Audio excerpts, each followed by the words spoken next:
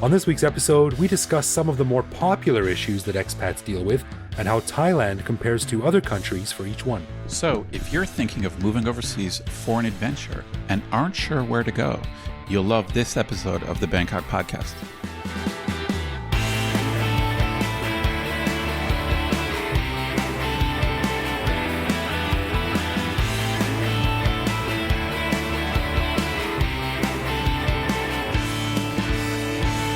Sawadee crap, you're listening to the Bangkok podcast. My name is Greg Jorgensen, a Canadian who came to Bangkok in 2001 looking for an infinity stone, only to find out that it was a particular color of tile at Home Pro called Infinite Bone. And I'm Ed Knuth, an American who came to Thailand on a one-year teaching contract basically 18 years ago. I fell in love with the Russian roulette of eating spicy food in Thailand, so I never left. That's a true story, by the way. I went to Home Pro when I was doing my bathroom, and there was a tile color called Infinite Bone, and I thought it was awesome. That is a cool name. Before we start, a huge thanks to all of our patrons who support the show. You can learn more about becoming a patron on our website. And of course, one of the cool things our patrons get is an unscripted, uncensored bonus episode every week where we talk about current events in Thailand and whatever else comes into our minds. We just finished recording this week's bonus show, and we chatted about how tolerant Greg and I are about spicy food. I should say tolerant or intolerant.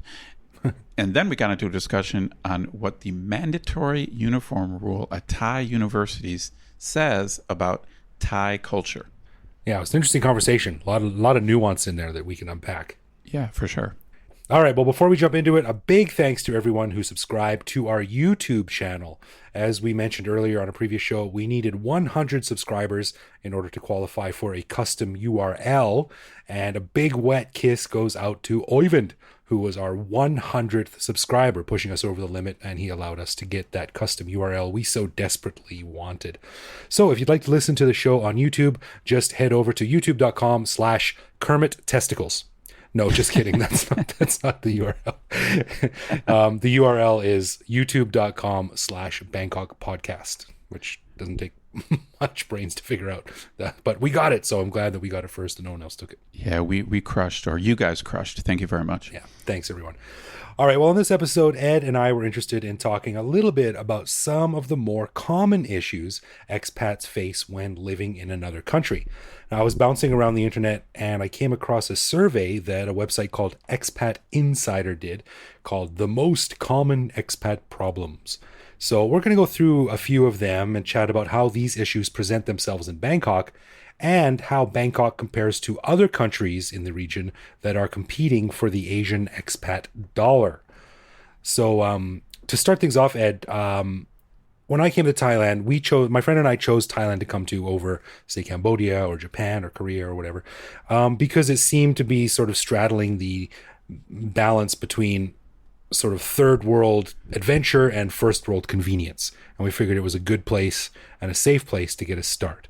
So would you say that Bangkok and Thailand is a good place for an expat to sort of dip their toe in the waters of becoming an expat? For sure. I mean, first, let me just say this. You knew a lot more about Thailand than I did before I came here. Like, that summary, if that's what your attitude towards Thailand was before you got here, you were really well informed, man. I'm impressed. Because I was on the internet. I mean, I came here because I got a job offer and really didn't know much about it. But I mean, that little summary that Thailand is kind of gives you a little bit of the third world experience or the developing world experience, but obviously Bangkok itself is very developed. I think it's one of the big pros of Thailand for sure. So I feel like you're almost beginning at the end here. Like you're kind of like you're kind of giving the punchline. But obviously, since Greg and I have stayed here for 18 or 19 years almost, like, you guys know what we're going to say. Like, we're going to say this is a great place for expats, right, for sure. But the reason I like this topic is that it took me a while after living here to realize that there is kind of an expat identity that all expats share. Like, I obviously I knew that I was an expat in Thailand, but I didn't consider myself part of some expat community other than the people living here. But I realized over time that there are websites, there are magazines that cater to just the world of expats. Right. For one thing, some expats move around a lot depending on your job. Sure. And so there are just general issues that all expats face, and it's actually taken me for a while to realize that, hey, I am part of this global community of expats. Yeah, it's weird. There doesn't seem to be a moment where you sort of think like, all right, I'm an expat now. Like there's no test or anything like that. There's no badge you get in the mail. But I guess it's different for everyone. It's very subjective. And I can't even remember when I decided like, yes, I'm an expat now. It's just occasionally I just started more and more often calling myself an expat in conversations. But it is kind of a badge of honor. I mean, I'm the only person that I know that I grew up with that lives overseas. From my little it's town. funny. So, I never. It'd be kind of interesting for me to go back, let's say maybe look at my high school class and see who's living overseas. I'm not sure. I really doubt I'm the only one, but I went to a big high school. But yeah, there's not too many. But I think this is the nature, I think, of the U.S. and Canada to some extent, since they're big countries and developed. Not that many people leave, and right. Especially for Americans, I think it's a bad thing. So my advice to all Americans is to leave the country temporarily. That's like just to see the world. I think it's a good thing for everybody. So anyway, Greg just found this really interesting article, and it's essentially a survey of all expats or many expats around the world, and it's trying to find out what are the most common issues or problems that all expats face. So the article is 12 things long, but we're not going to go through all 12. So we're just going to pick some of the ones that we thought were relevant to our situation and discuss those ones. Yeah, sounds good. Greg and I are going to give our comments on whether we think each issue is particularly good or bad in Thailand. Yeah, exactly. Well put. In fact, that was so well put. That's the end of the show. See you next week, folks. No, just kidding. All right. Well, let's move through some of these. So the first one is I miss my personal support network of family and friends. That's kind of a given. Well, I just want to say this. Like when you showed me this article and I read the first thing, I was like, boom, that's it. That's my number one. That's my number one difficulty. And obviously, I don't think it matters whether you're in Thailand or anywhere else. Like the biggest downside of living overseas is being out of touch with family and friends. That's my biggest thing. Now, obviously, and I know we talked about it before, the internet, Facebook, it makes it easier to stay in touch. But sure. It's definitely my, when I'm weighing the pros and cons of the life I've chosen, the biggest negative is missing stuff at home. In a few weeks, I'm heading back for my little sister's wedding. I'm very excited.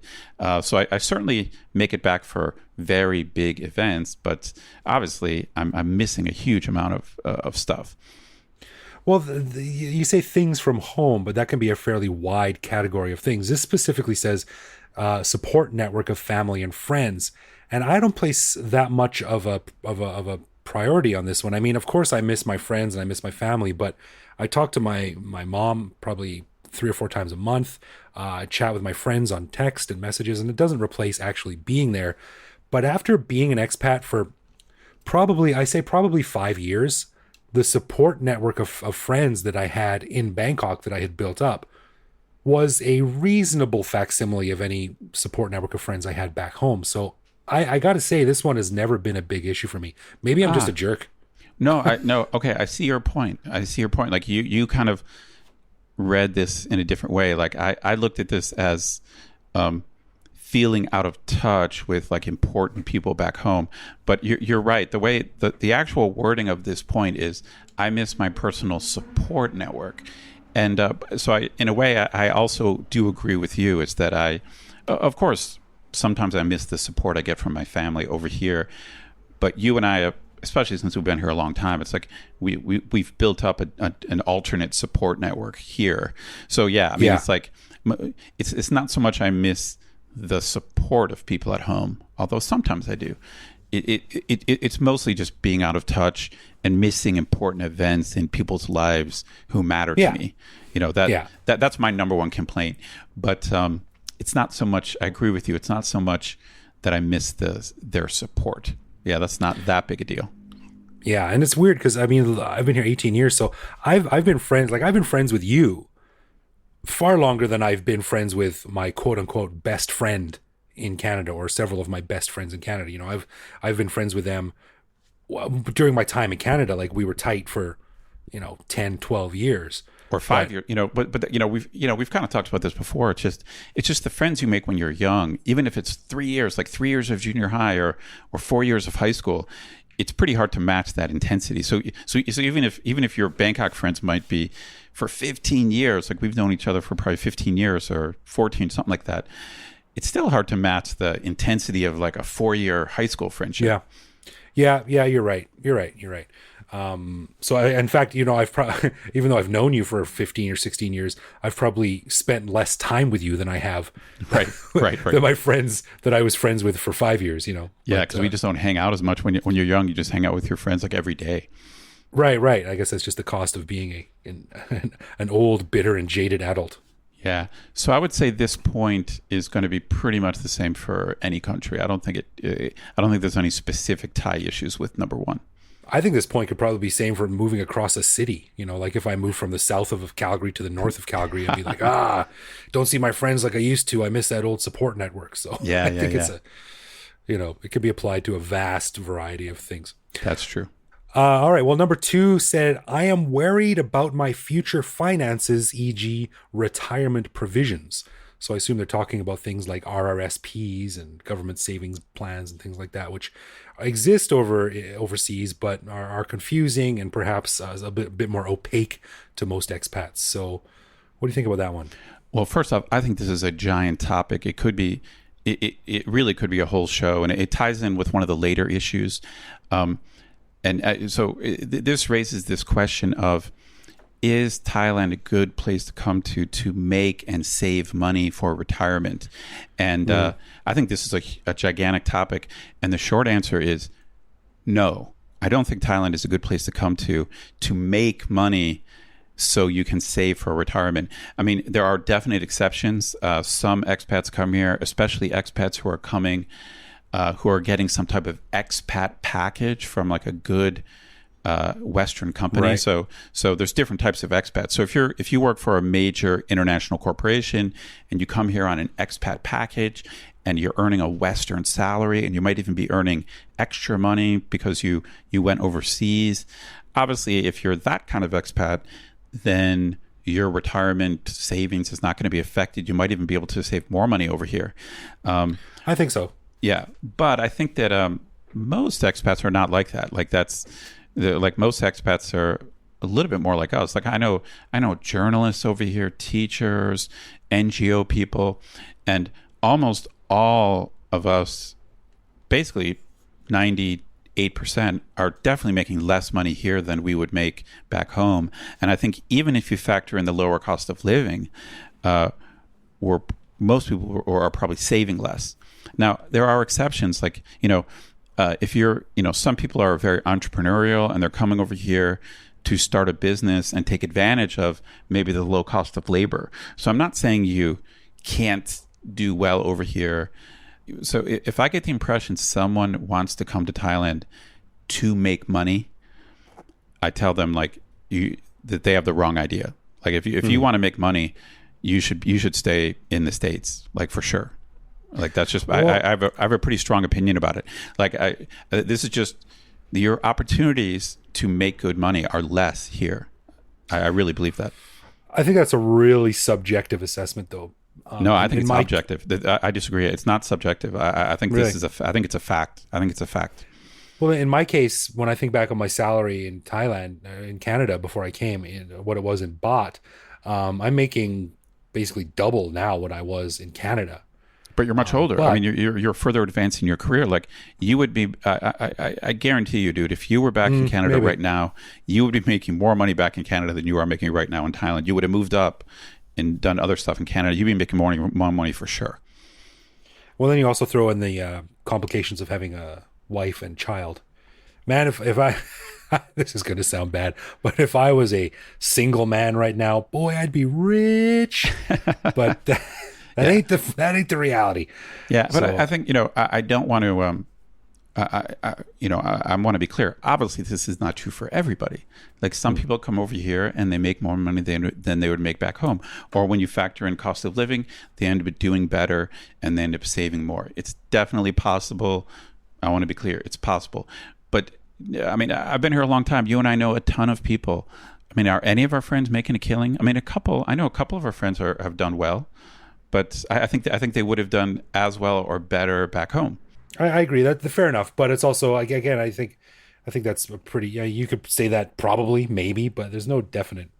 Yeah, well, that's what I'm saying. It's not definite, but I think if proper research was done, it would show that this is true. So like for us, it all depends. Like if we end up staying here our whole lives, then we might not need as much money for retirement. So right. It just factors in. But just when I look at my friends back home, 90% of my friends back home make more money than I do and have more money saved than I do. And it's not necessarily because I live in Thailand. I mean, there's a million variables.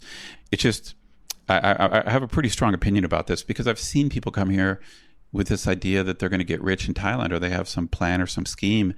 And I distinctly remember this. I think I was here about 5 years. It really kind of just dawned on me. Thai law and Thai culture, it's not set up for foreigners to make money. They want foreigners to come here and spend money. Right. Like it's a tourism-oriented economy, and they look at tourists. They welcome tourists because tourists are going to spend money. It's not easy to come here and work. We've talked about the difficulties of getting visas and work permits. It's not easy to come here and make a lot of money. It's easy to come here and survive and do okay. And I have no complaints. I've made my decisions, and I love living here. But I have a pretty strong opinion on this. Like this is not a good place to come if your goal is to make a lot of money. It's just so what you're saying is if you want to relocate to Thailand, come for the food and beaches and not for the fat salaries and business opportunities. That's right. Unless you're that's exactly right. Unless you're in one of these special cases, like I said, expat packages with good companies, or like I said, like if you're, like I said, if Thailand does welcome investment, if you have $1 million and you have a business idea, it might be a good idea to run that business here, depending on the cost of doing business. So you know what I'm saying. So you might make more money. I'm going to open up my coconut oil plantation in Canada. It's like there's tons of stories of expats who've gotten rich in Thailand, but I think it's pretty few and far between. All right, number 3 is probably going to be a little bit of a giggle. I am single, and the expat lifestyle makes having a relationship difficult. I would say this is a very good place to come if you want to date more. I think it's again, something we've talked about. I think there's many different reasons for this. I think there are, and again, in the future, we're going to do a show on Western women in Thailand, and it's a complicated issue. But I think, in general, I'm just going to throw out a generalization. I think Western women have a harder time dating here than they would at home, and I think Western men have an easier time dating here than they would at home. Definitely. And I used to have a Canadian friend who used to live here, and she spent some time in Africa, and she said it was completely the opposite. She said that was a playground for Western women, especially chubby Western women, because she said she was a bit overweight. She was a lovely, lovely girl, and she was a bit overweight. And she said, like, I would get approached all the time by these big, like, African dudes saying, "Come home with me and let me make you my princess," and they just they loved, like, sort of bigger white women. That was just the ideal of beauty there. So every country is different, but every person is going to experience their own unique challenges and bonuses and problems with fitting into the dating scene or the relationship or love or sex scene. But what we can say about Bangkok is no surprise, is that for foreign men, it's a pretty easy place to sort of to at least date. Like, I think there's I want to be clear. There's a million problems associated with dating. So I'm not saying you're gonna fall in love and live happily ever after. I'm not saying that.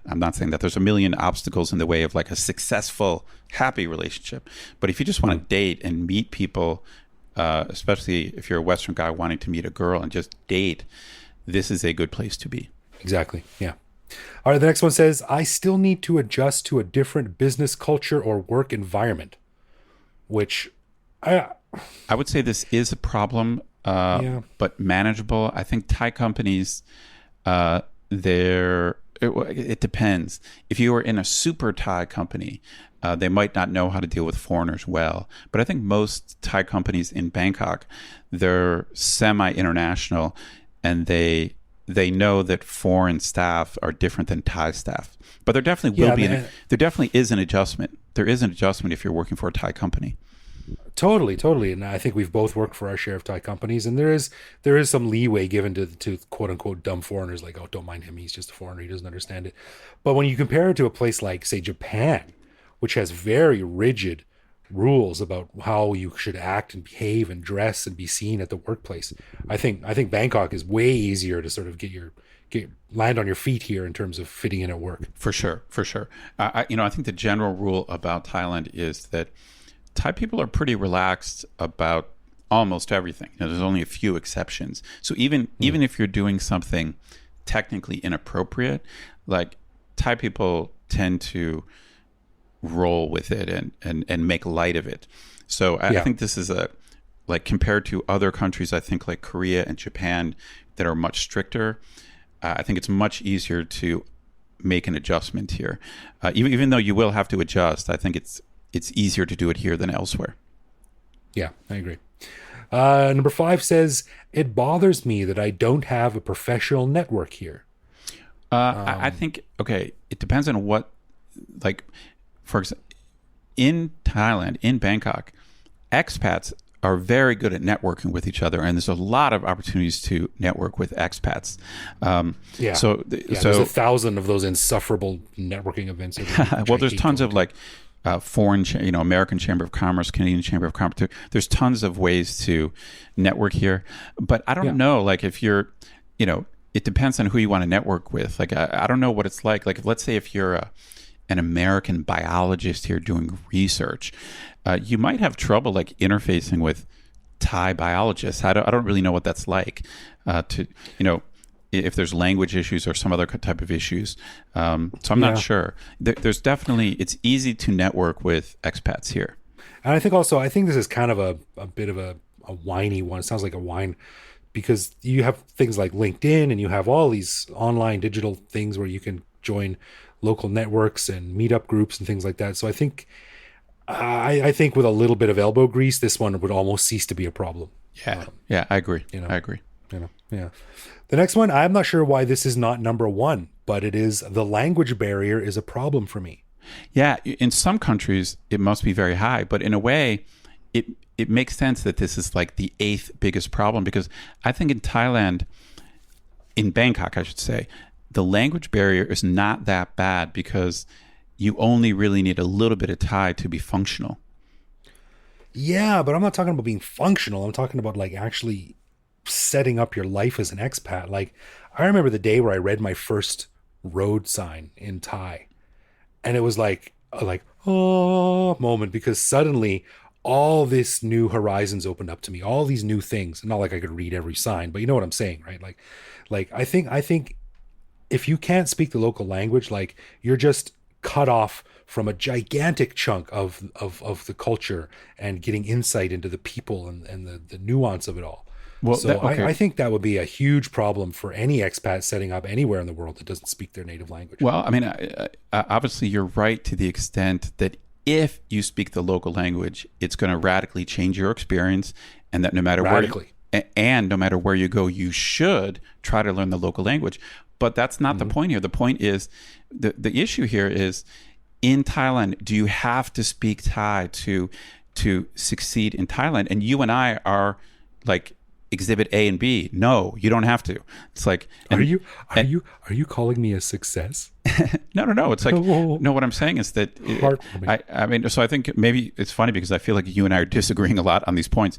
I'm saying that I'm saying that Thailand is a place where you don't have to speak Thai to do well. Most of our friends don't speak Thai well, and you and I don't speak Thai well. But we've got basic Thai.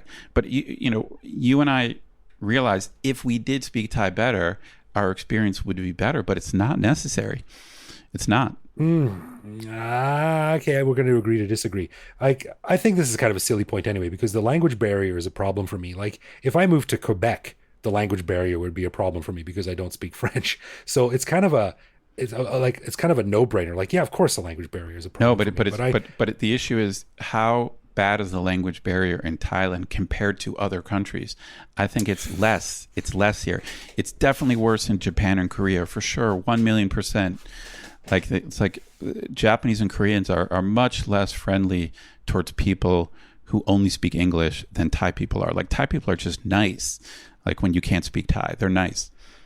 Yeah, I see that, but I also think that if you did speak Thai, then the potential of you being a much more successful expat, much more Yes, complete agreed. integration into the culture would For just sure. go up exponentially. For sure. So You should learn the local language anywhere, including Thailand, for sure. yeah, yeah. The next one is kind of like, says I have some trouble with culture shock. Well, Yeah, again, okay. compared to other countries, I think in Bangkok it's relatively low, and you actually said Yeah, it at the beginning. Like that's right. Bangkok is very first world. My joke that I always tell my students is that the night I arrived in Bangkok, I took a taxi to my apartment building, and I was very excited for this incredibly exotic adventure. And at the end of my street, I could see a Starbucks and a McDonald's. And I was just like, wait a minute, I'm closer to Starbucks and McDonald's in Bangkok than I am in Ohio. It's like like I've got to go much further from my home in Ohio to get to a Starbucks and McDonald's. Like here it was at the end of my street. So I think, you know, the true meaning of culture shock, I think is low in Bangkok. Like it's there. Like the longer you stay, the more you'll notice stuff and be like, okay, wow, that's totally different. But it's not. It's not a barrier. Right, right. It's interesting because you go to a country, say like Japan again, and it's very westernized in terms of standards and infrastructure and things like that. So that would be less of a culture shock. You could sort of more easily know what to expect. Whereas in Thailand and Bangkok, you've got crazy sidewalks and stuff's broken half the time. So that's constant like battle. But I think that also Thailand the is an easier culture to be sort of absorbed into. Whereas I think if you move to Japan, I think that would be a very hard nut to Oh, no crack doubt. in terms of Oh yeah, getting the handle on that culture. So yeah. Again, you know, this is a generalization, but some generalizations are based on facts. And the simple truth is, the Japanese and the Koreans are much less open to foreigners than Thai people are. They're yeah, just not as welcoming, not as nice. I'm not saying they're rude or mean, but I've had many friends who've lived in Japan, Korea, and Thailand, and they all prefer Thailand. It's just easier, and Thai people are just nicer to foreigners overall. Sorry if you're Japanese or Korean. I've heard it so many times. I've heard it so many times from so many people that sometimes I talk to Americans who want to come to Asia to work, and they always ask, they ask stuff like, do you think I should go to, like, I was thinking of looking for a job in Japan or Korea or Thailand, and I'm always like, Thailand. Like, and it's not like I've been to Japan many times. I love it. And if you want to bounce around and do Japan for a year and Korea for a year and Thailand for a year, I think that's a good idea. But if you want to know where your life's going to be easier, it's Thailand. yeah. I think specifically because what I said at the top of the show is because you can get the totally Thai, dive into the Thai only culture and the Thai only village and whatever, or you can go to Starbucks and McDonald's at the end of your street, Yep, that's sip a it. latte and type on your MacBook. That's it. That's it. Yeah. Totally. Number 10 says, I am tired of expat life and would really like to settle down. Well, that's weird. I mean, we're the exception because we settled down here. So I guess, yeah, I mean, some people, what they do is they bounce around to a bunch of different countries, maybe in their 20s, and then they're like, okay, I'm done, and they go back home. So that's probably the same for every country. That's not unique to Thailand, I don't think. Yeah, I think so. And that also ties into number one. I miss my personal support network. I miss my finances, business culture, et cetera, like that. So once there's only so much differences that a person can take. And when you reach your own personal threshold, then you're like, yeah, I'm done. Got to get back home. But for others like you and me, our threshold is much higher. Yeah, for sure. But what do you think the turnover is here for expats? Like, what's the average length of stay that an expat stays in Bangkok? It's a good question. I'm sure there's research. I'm going to go 2 years, something like that. Really? Okay, I would think it's about 4. Maybe. But you know, I don't know. There's so many different types of expats, and a bunch of people are coming on a 1 or 2 year contract. And they don't necessarily have options to renew. But yeah, you're right. Yeah. I know a bunch of people who came for 4 or 5 years and left. It just seems that I get out to a big event about every 2 years, and it seems like at about every second one, I don't recognize anyone, or like half the people are gone. So yeah, that makes sense. That's what I'm basing my number on. That makes sense. Number 11 says, my partner or family doesn't seem happy with the decision to move here. Obviously, that applies to people who came over here with a support spouse or a trailing spouse. Yeah, I think, to be honest, I think that could be a problem here. And again, this gets into this question of men versus women over here. I do think Western women have more problems here, even married ones, I think. Although I do think there is a good network. Just like, expats tend to stick together. Western women here, there's a good network of them. They hang out, they take care of each other. Yeah. But you know what? This is something I've thought about even moving back to Canada. I would have to think about this with my son and my wife. Like what happens if we move back to Canada and they think it sucks? Yeah. Oh, I'd much rather be in Thailand. Then we have to come back. So that's sort of like a reverse culture shock situation for me, So it's a huge thing to think about because like you could move over here to or any country and be totally happy with whatever. But if your kids hate their school, if your wife doesn't like it here or whatever, that's going to be a real problem. So I think that can be a big issue for a lot of people. It definitely could be a big issue, but I'm not sure it's unique to Thailand. I think it's probably going to be the same everywhere. It's going to be the same everywhere. Yeah. And the last one is moving abroad has been bad for my psychological or mental health. Interesting. I could see how it could be. I remember when I first moved here, I was really worried about the culture shock because I had never lived outside the U.S. and I was expecting a big culture shock. I was just wrong about Bangkok. So I think depending on where you go, if you're in a really foreign culture, that could be pretty stressful, man. Yeah. So I'm going to say I think this is less likely to be a problem here than elsewhere because I don't think the culture shock is that much because I think Bangkok is easy to adjust to. I think compared to other places, this place is less likely to affect your mental health in a negative way. I think so. Everyone's unique, of course, but I think that the stress of living here is less than most foreign countries for Westerners. I would agree, but I also think that there are some people who just can't deal with being an expat, period. I'll use my friend Mark again as an example. He doesn't listen to the show, but if you listened to the podcast before, you've heard me talk about him. I came over to Thailand with him in 2001. We were supposed to stay for 4 months. He left after 12 days. He just didn't dig being away from Canada, being away from his comfort zone. Gotcha. And he definitely becoming an expat would not have been good for his psychological or mental health because he was just not switched on that way. Yeah, no, agree. I just think if he might have made it only 6 days in Japan is what I mean. It's like I think I don't see how Thailand could be worse than other places for your mental health. It's just especially Bangkok. It's just relatively easy to adjust to, and there's so many Western like havens that you can hide in, like whether it's Starbucks or whatever. I think in the long run, Thailand can mess with your head in a lot of ways. Like it's very chaotic and weird in some ways, and so I think, in a way, like the longer you stay here, the more likely it is to make you crazy. I think. Yeah, I could definitely see that. But in the short term, I don't think Thailand's going to mess with your head. Yeah. Well, that was the issues that were on the survey from this website. I think most of them were okay. I think some of them were kind of silly and could apply to any situation in any country anywhere in the world.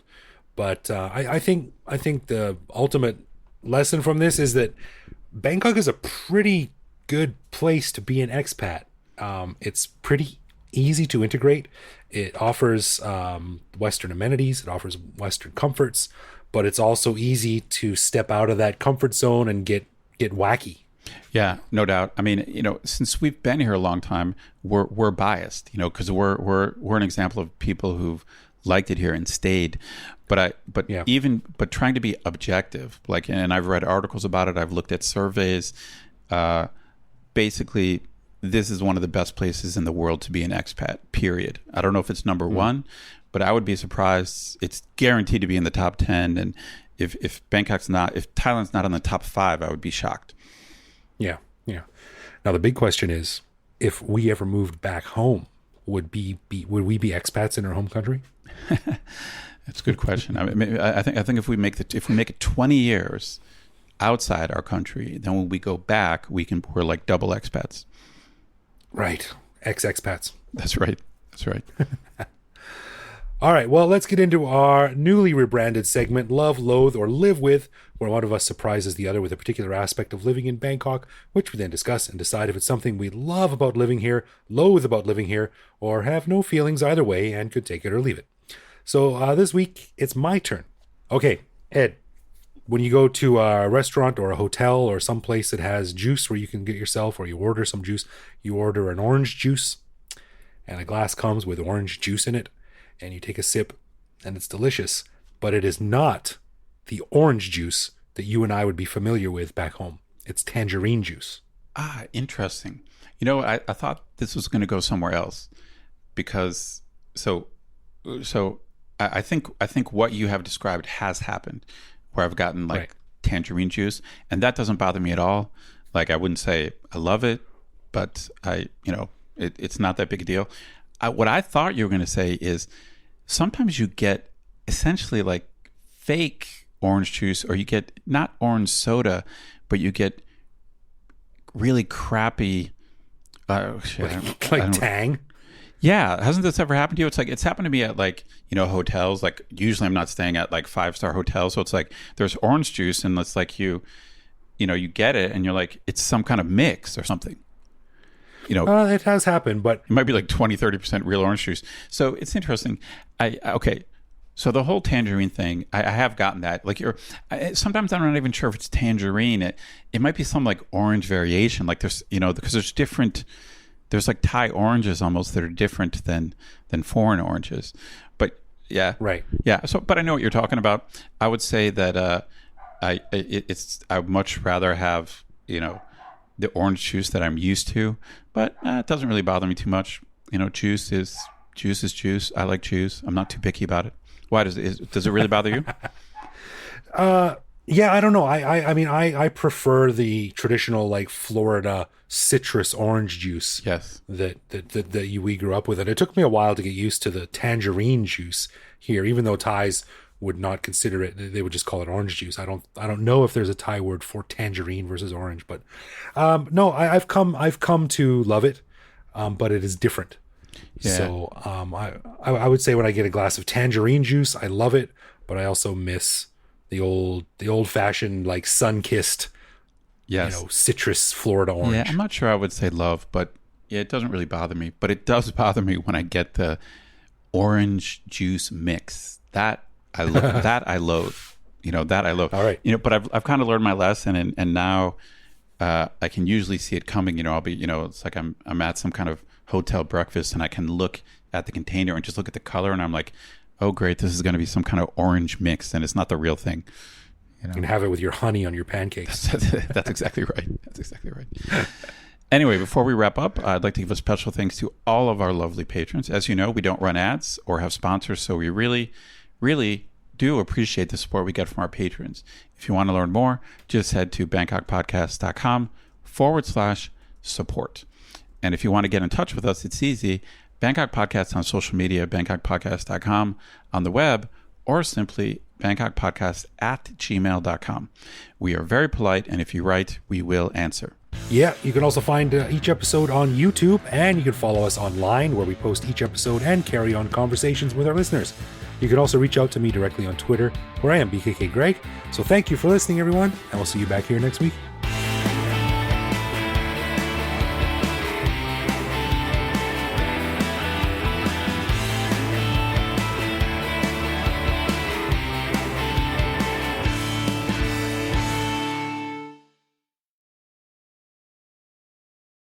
Is it a flashlight? Here, take my flashlight. I don't think there's like a lot of resale value of flashlights. They're like diamonds. As soon as you buy them, the value just drops way off. I'm gonna think it probably does. That's funny.